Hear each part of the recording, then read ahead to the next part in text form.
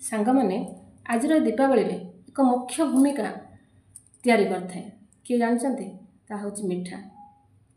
दीपावली रे आजिर ए शुभ दिन रे समस्ते मिठा खाआंती, घरे घरे मिठा तैयारी हुए।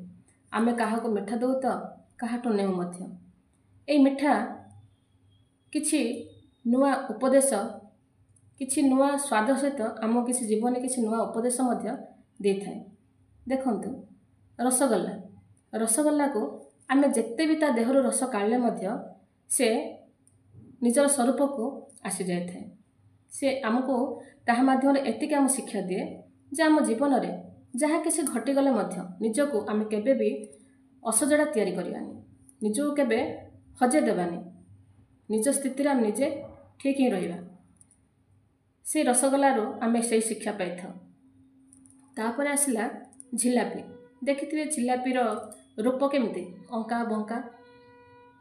झिलापी आमको कहे जे आम जीवन रे केते भी उच्च नीच विपद आपद जहाँ किसी परिस्थिति आसले मध्य केबे भी निजको आमे भांगी देवानी। रूप आमर असुंदर हो थाई पारे किंतु आमर गुण होची महान। आम जब भल कर्म करिया तेबे दुनिया रे आमको सम्मान मिलियो ही मिलियो। तेणु रूपर किसी आवश्यकता नहीं, रूप जमिति होथाउ ना काहेकि किंतु गुण भल हवा दरकार। तापर आसला बूंदी लड्डू। बूंदी लड्डू पिलाठू बुढ़ा पर्यंत समस्त खुशी हंती खाइबा पे। बूंदी लड्डू आमको तार बुझाए आमको जीवन रे किसी शिक्षा दिए उपदेश दिए यह कि जे छोट छोट बूंदी को नहीं जमती गोटे लड्डू तैयारी करा जाय पारे ठीक से भली छोट छोट परिस्थिति आसिले मध्य छोट छोट परिस्थिति को एकाठी करिकी आमे किसी बड़ कर दे परिया, किसी जीवन रे किसी बड़ करि परिया। केबे भी आमे भांगी जीवानी।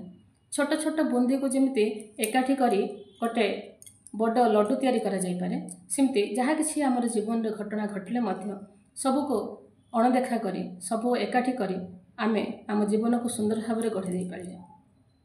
तेणु आजर ये दीपावली रे ए मिठा खाइबा समय रे निश्चित भाव ए कथा गुड़ी को मन पकेबे।